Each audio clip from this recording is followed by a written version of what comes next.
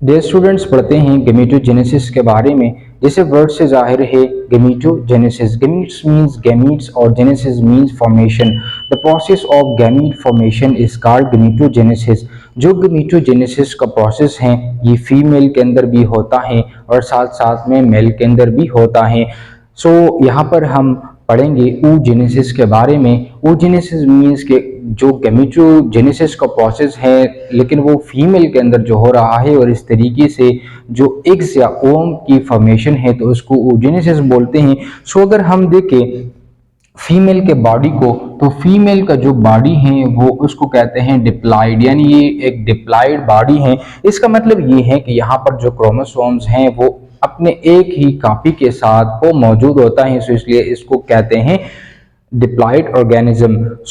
क्या होता है, इसके अंदर कौन सी प्रोसेस होगी जो कि यहाँ से एन की फॉर्मेशन होगी, यानी ये हेप्लाइड बनेगा और इस प्रोसेस को बोलते हैं मियोसिस। यानी यहाँ पर जो गेमीट्स की फॉर्मेशन है, जो एक्स की फॉर्मेशन है, जो ओवम की फॉर्मेशन है, तो वो एक ख़ास प्रोसेस के ज़रिए से होता है कि जिसमें एक diploid number of chromosomes haploid number of chromosomes में कन्वर्ट हो जाते हैं और इस प्रोसेस को बोलते हैं meiosis.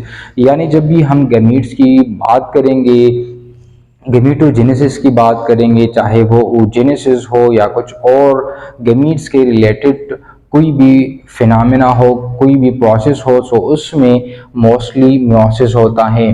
Now what is gametogenesis? The process of gamete formation in organism is called gametogenesis.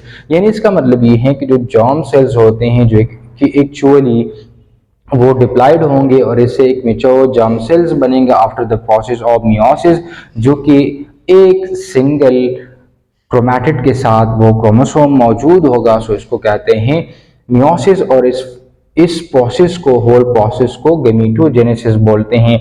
अगर हम फीमेल बॉडी के अंदर देखें उसके अंदर जो गेमेटोजेनेसिस का प्रोसेस हो रहा है तो उसको oogenesis कहते हैं ना। What is oogenesis? oogenesis means the process of producing egg cells or ooa in female body is called oogenesis। यानी एक्स की जो फॉर्मेशन है, जो ओवम और या ooa की जो फॉर्मेशन है, इस प्रोसेस को बोलते हैं oogenesis। यानी जो गेमेटोजेनेसिस है वो खास तौर पर जो फीमेल बॉडी के अंदर हो रहा है तो उसको oogenesis बोलते हैं और इस प्रोसेस के नतीजे में एग्स की फॉर्मेशन होती हैं।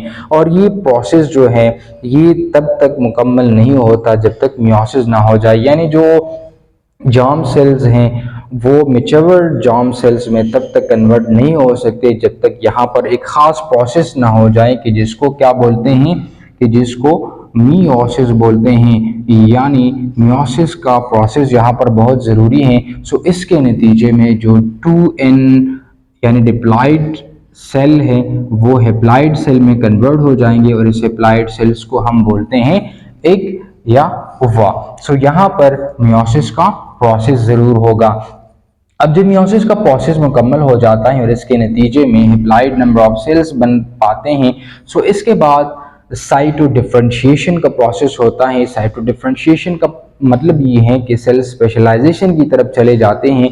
सेल जो है अपना जो फंक्शन होता है उसको स्पेसिफाइड कर लेता है और उनके अंदर कुछ मॉडिफिकेशन आ जाती हैं कि जिसको साइटो डिफरेंशिएशन बोलते हैं। यानी सेल स्पेशलाइज हो जाते हैं स्ट्रक्चर के हवाले से, फंक्शन के लिहाज से, और एक ख़ास तरह का जॉब और एक ख़ास तरह का फंक्शन परफॉर्म करने लगता है जो वो बाद में जाकर फर्टिलाइजेशन में वो हिस्सा लेंगे और वो इस सेल को बोलेंगे एक सेल।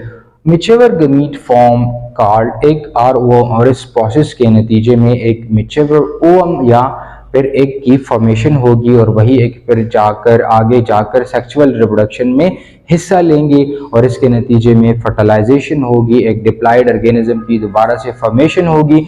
वो जब फिर से मेच्योरिटी को पहुंच जाएगी तो इसके बाद यहाँ पर जो जर्म सेल्स होंगे इसके अंदर मियोसिस की प्रोसेस होगी और इसके बाद डिप्लॉइड नंबर ऑफ क्रोमोसोम से हेप्लाइड नंबर ऑफ क्रोमोसोम और हेप्लाइड नंबर ऑफ सेल्स बनेंगे और इसी तरीके से एक प्रोसेस होता हुआ चलेगा और इस तरीके से एग्स की फॉर्मेशन होती है कि जिसको कहते हैं oogenesis।